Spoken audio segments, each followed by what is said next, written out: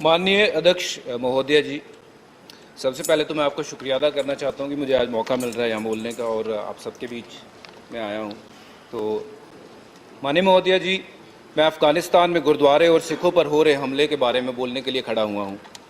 ये एक ऐसा मुद्दा है जिसने न केवल दुनिया के किसी भी कोने में रहने वाले हर सिख की भावना को आहत किया है, बल्कि ये एक सिख होने की पहचान पर हमला है। इस तरह के हमले हमें कई सवाल करने के लिए मजबूर कर देते हैं कि ये हमले हमारे ऊपर ही क्यों हमें निशाना बनाया जा रहा है। दुनिया भर में गुरुद्वारे, चाहे वो कोविड के दौरान या गुरुद्वारे ही नहीं थे, वो भोजन और हर तरीके की चीज़, ऑक्सीजन को लेकर के उन्होंने हर तरीके की चीज़ लोगों के लिए उपलब्ध की थी। स्वतंत्रता के बाद के समय की बात करूं तो देश के सिखों के योगदान के बारे में हम सबको पता है। जीडीपी की बात करूं, रोजगार की बात करूं या दान धर्म की बात करूं तो सिख हमेशा सबसे आगे रहा है। सिख समुदाय भारत और अन्य देशों के बीच संबंधों में एक मजबूत कड़ी रहा है। वो अपने साहस, पराक्रम और कड़ी मेहनत के लिए जाने जाते हैं। और ये सब होने के बावजूद हमारे साथ ऐसा सलूक क्यों? 18 जून को काबुल में गुरुद्वारा दशमेश पिता गुरु गोबिंद सिंह करता पवन में कई धमाके हुए। परिसर की ओर जाने वाले किले और दरवाजे के बाहर उग्रवादियों ने गोलियां चला दी, जिसमें 2 लोगों की मृत्यु हुई और कई घायल हुए।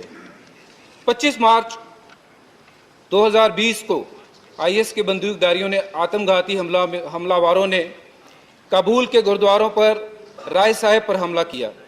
बताया जाता है कि इमारत में 200 लोग थे, जिसमें बच्चों समेत 25 सिखों की मौत हुई। राय साहेब गुरुद्वारा हमले में मारे जाने वाले जो लोग थे, उनके अंतिम संस्कार के अगले दिन फिर और एक हमला हुआ। 2018 में एक आत्मघाती हमलावरों के पूर्वी शहर जलालाबाद में एक सभा पर हमला किया गया। उसके बाद सर, मैं आपको बताना चाहता हूं कि अफगानिस्तान कभी हजारों सिखों और हिंदुओं का घर था, लेकिन दर्शकों के संघर्ष के कारण ये संख्या कम होकर मुट्ठी भर रह गई है। 1980 के दशक में अफगानिस्तान में 2,20,000 सिख और हिंदू रहते थे। 1990 के दशक की शुरुआत में ये आंकड़ा गिरकर 15,000 और 2016 में गिरकर 1,350 हो गया है। जलालाबाद के हमले के समय 1,500 सिख थे। अब उसके बाद लोगों ने ये सोचा कि हम यहाँ नहीं रह सकते। तालिबान के सत्ता में लौटने से 300 लोग और कम हो गए, 300 सिख और कम हो गए हैं। अब केवल वहाँ पे 150 के आसपास। प्लीज हरभजन जी 0 और को 3 मिनट ही टाइम देते। आपने अच्छा महत्वपूर्ण विषय उठाया, मगर नहीं मैं अलाउ करूंगा, मगर वो रिकॉर्ड पे नहीं जाएगा।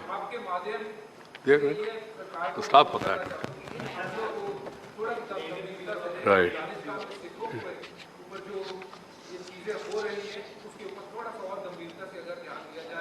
राइट हरभजन जी हमारा जाने माने क्रिकेटर है, सबको मालूम है। जो इन्होंने विषय उठाया वो महत्वपूर्ण विषय है, तो मेरे ख्याल से विदेश मंत्री उसके ऊपर और ध्यान देंगे।